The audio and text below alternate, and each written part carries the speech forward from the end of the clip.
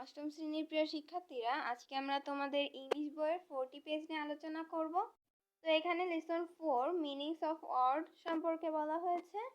তো এখানে আমরা যদি এই নাম্বারটা লক্ষ্য করি, তো এখানে আমরা দেখতে পাই লুক অ্যাট দি কোয়েশ্চেন, অর্থাৎ প্রশ্নগুলো দেখো, below and read the following text, এবং যে প্যাসেজ বা টেক্সটটি দেওয়া আছে সেটা পড়ো।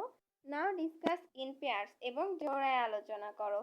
তো এখানে আমরা একটা এবং দুইটা কোশ্চেন দেখতে পাচ্ছি, আর এখানে একটা প্যাসেজ দেখতে পাচ্ছি। তো চলো এই প্যাসেজটা আমরা বাংলা অর্থ সহ কি পড়ে দেখি। তো এখানে আমরা বলা হয়েছে, এখানে এ ডিকশনারি একটি অভিধান gives us the meaning by meanings of a word, অর্থাৎ একটি অভিধান শব্দ বা শব্দগুলোর অর্থ কি খুঁজতে বা আমাদের সাহায্য করে।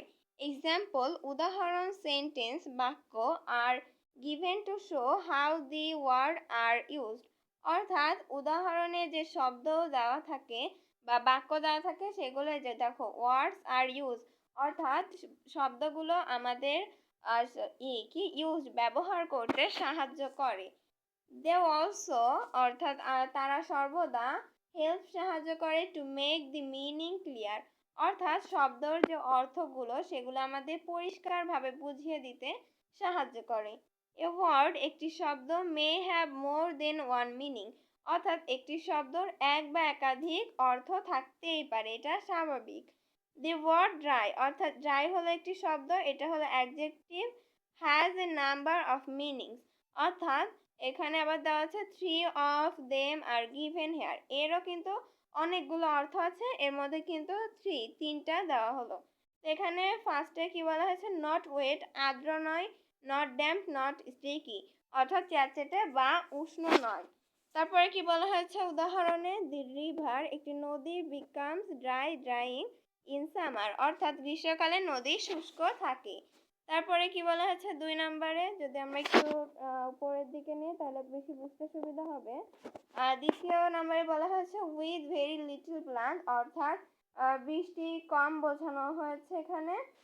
এখানে আবার উদাহরণে কি বলা হয়েছে, আই হোপ আমি আশা করি, দি ওয়েদার আবহাওয়া, remains dry drawing hour picnic, অর্থাৎ আমাদের বনভোজনের সময় আবহাওয়াটা আমি আশা করি ভালো থাকবে।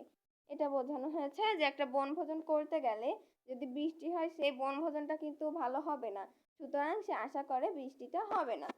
নট ইন্টারেস্টিং, অর্থাৎ অত একটা মনোযোগ সহকারে না, এমন বোঝানো অর্থে।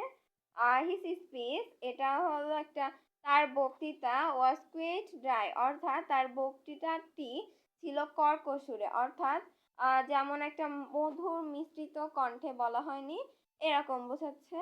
তারপরে কি বলা হয়েছে, সামটাইমস কিছু সময়, দি সিনোনিম অ্যান্ড অ্যান্টোনিম, অর্থাৎ বিপরীত শব্দ এবং সমর্থক শব্দ, given with words help to understand the meaning of word, অর্থাৎ শব্দের অর্থকে কি অর্থ গঠন করতে কিছু কিছু সময় সাহায্য করে। সিনোনিম অ্যান্ড অ্যান্টোনিম, অর্থাৎ বিপরীত শব্দ এবং সমর্থক শব্দ, এখানে কিন্তু সামটাইমস কিছু সময়, এখানে কিন্তু সব সময় বলা হয়নি। তো এই প্যাসেজটা কিন্তু শেষ আমাদের বাংলা সহকারে পড়া।